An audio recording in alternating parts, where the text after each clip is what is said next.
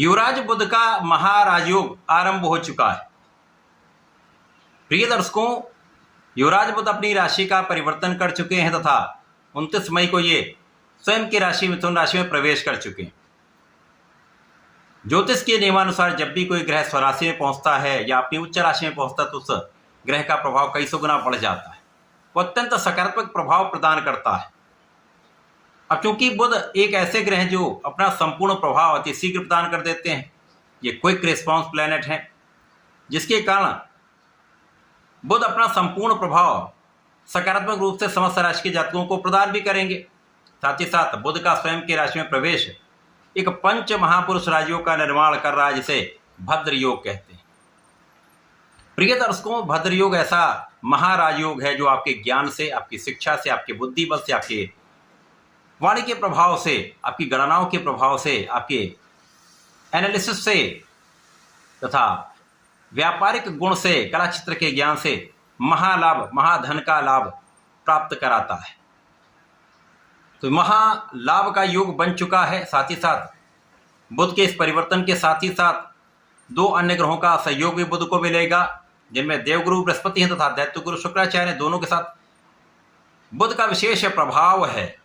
इस प्रकार से यहाँ पर कुशाग्र योग भी बनेगा तथा महालक्ष्मी योग भी बन रहा है, जिसके कारण मिथुन राशि का भाव अत्यंत प्रबल हो रहा है। और ये समय बुध का परिवर्तन समस्त राशि के जातकों को प्रभावित भी करेगा। इन महाराजयोगों का लाभ 100% समस्त लोगों को प्राप्त होने वाला है। जय श्री गणेश। नमस्कार, मैं आचार्य संजय द्विवेदी। मेरे समस्त प्रबुद्ध दर्शकों का मेरे चैनल पर हार्दिक स्वागत है। प्रिय दर्शकों, आज मैं वृश्चिक राशि के लिए बुध के इस राशि परिवर्तन का बनने वाले महायोगों का किस प्रकार का परिणाम आपको प्राप्त होने वाला है, आपके किन भाव में वृद्धि होगी, कितना लाभ आप प्राप्त कर पाएंगे, अथवा कहीं पर कुछ अवरोध है या समस्या है तो उसका क्या निवारण है, संपूर्ण विश्लेषण मैं पूर्ण तरीके के साथ करने जा रहा हूं। प्रिय दर्शकों, इस राशिफल को आप अपने लग्न तथा राशि दोनों के अनुसार देख सकते हैं। वृश्चिक राशि के लिए यदि हम अवलोकन करें तो बुध आपके अष्टमेश है तथा लाभेश है। अष्टमेश लाभेश का गोचर अष्टम भाव में ही आरंभ हो चुका है। अब चूंकि अष्टम भाव त्रिक भाव है, निर्बलता का भाव, ये क्षय का भाव है, ये नकारात्मकता का भाव है। यहाँ पर समस्त ग्रहों का प्रभाव निर्बल होता है। तो यहाँ पर बुध, गुरु और शुक्र तीनों निर्बल होंगे। तो वृश्चिक राशि के लिए यहाँ पर भद्र योग बनते हुए भी कुशाग्र और महालक्ष्मी योग भी बनेगा, परंतु उसका बहुत बड़ा लाभ आपको प्राप्त नहीं हो पाएगा। लेकिन कुछ परिप्रेक्ष्य में ये बहुत अच्छे परिणामों की प्राप्ति भी कराता है। अष्टम भाव में त्रिग्रही योग का और बुध के परिवर्तन का आपकी स्वास्थ्य समस्याओं पर कहीं न कहीं प्रभाव पड़ने वाला है। 2-3 दिन बाद जब गुरु यहां से परिवर्तन करके चले जाएं तो लंबी समय के जो रोग हैं वो समाप्त होंगे, परंतु यहां पर कुछ मौसम के रोग या क्षणिक समस्याएं हो सकती हैं। यहां पर आपको मौसम के रोग तो होंगे, साथ ही साथ यहाँ पर वाणी दूषित हो सकती है। यहाँ पर व्यसनों से संबंधित समस्याएं हो सकती हैं। यदि आप किसी प्रकार के एडिक्शन में हैं, किसी प्रकार के व्यसन में हैं, भोग विलास में हैं, तो इनको त्यागना यहाँ पर आपके लिए हितकर रहने वाला है। क्योंकि यहाँ पर ऐसे योग बन रहे हैं जो कहीं न कहीं शारीरिक कष्ट कुछ देंगे, परंतु बड़ा बहुत संकट वाला कोई समस्या यहां पर नहीं दिख रही। यहां पर कुछ एलर्जी हो सकती है, तो इनका ध्यान रखना अत्यंत आवश्यक है। इस समय में बुद्धि बल आपका श्रेष्ठ रहेगा, यहां पर किसी प्रकार का कोई संदेह नहीं है। आपकी गणनाएं श्रेष्ठ रहेंगी, यहां पर कोई संदेह नहीं है।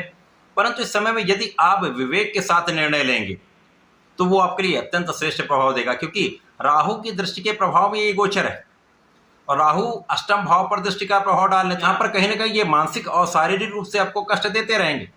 तो यदि यहाँ पर आप भ्रम में आए, किसी अन्य के प्रभाव में आए, किसी अन्य के द्वारा लिए हुए निर्णय को आपने अपने ऊपर अप्लाई किया तो समस्याएं 100% आएंगी। तो यहाँ पर विवेक से सोच विचार कर ध्यानपूर्वक यदि आप कोई भी कार्य करेंगे तो वहाँ पर बहुत बड़ा कष्ट नहीं होगा। यहाँ पर जो भी आप कर्म क्षेत्र में हैं, जिस भी व्यापार में है, नौकरी में है या प्रोफेशन में, यहाँ पर आपके परिश्रम के बाद भी उतना लाभ आपको प्राप्त नहीं होगा, जिसके कारण फ्रस्ट्रेशन बढ़े। आपके परिश्रम के बाद भी आपको उतना लाभ नहीं मिलेगा, आपके प्रयास के बाद भी उतना लाभ नहीं मिलेगा। तो कहीं ना कहीं एक नकारात्मकता आपके मन में आने वाली है। तो इसका ध्यान रखेंगे, अपने आत्मबल को प्रबल रखेंगे, नकारात्मकता से बचने का प्रयास करिए, नहीं तो राहु आपको नकारात्मक विचारों में डाल देंगे और ये नकारात्मक विचार डिप्रेशन की ओर ले जाते हैं। परंतु इस समय में अचानक धनलाभ की स्थिति बन रही है। यहाँ पर पैतृक संपत्ति से अथवा किसी अन्य सोर्स से, किसी अन्य स्रोत से अचानक धन लाभ प्राप्त होता दिख रहा है, अथवा परिवार से ही कहीं ना कहीं कुछ धन प्राप्त हो जाए, ऐसी स्थिति बन सकती है। ये एक ऐसा समय है जब यदि वाणी को संतुलित रखेंगे तो आपके कार्यक्षेत्र में भी अच्छा प्रभाव मिलेगा, आपके परिवार में भी अच्छा प्रभाव मिलेगा। अतः यहाँ पर आपको वाणी का संतुलन बनाए रखना अत्यंत आवश्यक है। क्रोध पर नियंत्रण, वाणी पर नियंत्रण तथा अपने निर्णयों पर नियंत्रण रखना अत्यंत आवश्यक है। इस समय में आपको लाभ के लिए अधिक प्रयास करने होंगे। यद्यपि इस समय में बुद्धि बल आपका अच्छा है, यदि आप सोच विचार कर निर्णय ले लेंगे और उस पर आप काम करेंगे तो आपको निरंतर आपके क्षेत्र में प्रगति का योग बन रहा है। यद्यपि इस समय में कुछ निर्बलता अवश्य है, परंतु यदि आप निरंतर प्रयास, निरंतर परिश्रम करते रहेंगे तो आपके पढ़ाई के क्षेत्र में, आपके शिक्षा के क्षेत्र में बहुत अच्छे परिणाम तो नहीं मिलेंगे, लेकिन बहुत नकारात्मकता भी प्राप्त नहीं होगी। तो इस समय में केवल अपने लक्ष्य को निर्धारित करके सोच विचार कर निरंतर प्रयास करते रहना है। अपने क्षेत्र में आपको निरंतर लगे रहना है। संतान पक्ष कुछ निर्बल हो सकता, संतान के कारण आपको कुछ तनाव हो सकता, अथवा संतान के स्वास्थ्य के कारण तनाव हो सकता है। तो ये समय सावधान रहने का है, सावधानी से कार्य करने का है, जल्दीबाजी में निर्णय लेने से बचने का है। इस समय में अपने स्वास्थ्य का ध्यान रखें, फिटनेस पे ध्यान रखें, भोजन पर नियंत्रण रखें, भोजन की अनियमितता से बचें तथा जीवन साथी के साथ सामंजस्य बनाकर रखेंगे, जीवन साथी के स्वास्थ्य का ध्यान रखेंगे तथा व्यापार में यदि साझेदारी में कुछ कार्य कर रहे हैं, किसी प्रोफेशन में साझेदारी में, तो वहाँ पर कष्ट हो सकता है तथा ध्यान देने की आवश्यकता होगी। इस समय में आपको नियमित रूप से भगवान गणपति की आराधना करनी चाहिए। गणपति स्तोत्रम का पाठ करेंगे तो सारे संकट से बचेंगे, समस्याओं से बचेंगे तथा भगवान भोलेनाथ पर जलार्चन करके नमः शिवाय का निरंतर जप करते रहें। समस्याओं से भी बचेंगे, कष्टों से भी बचेंगे, लाभ भी बढ़ेगा। ऐसा करके इसका उपयोग करें, लाभ लें। धन्यवाद, नमस्कार।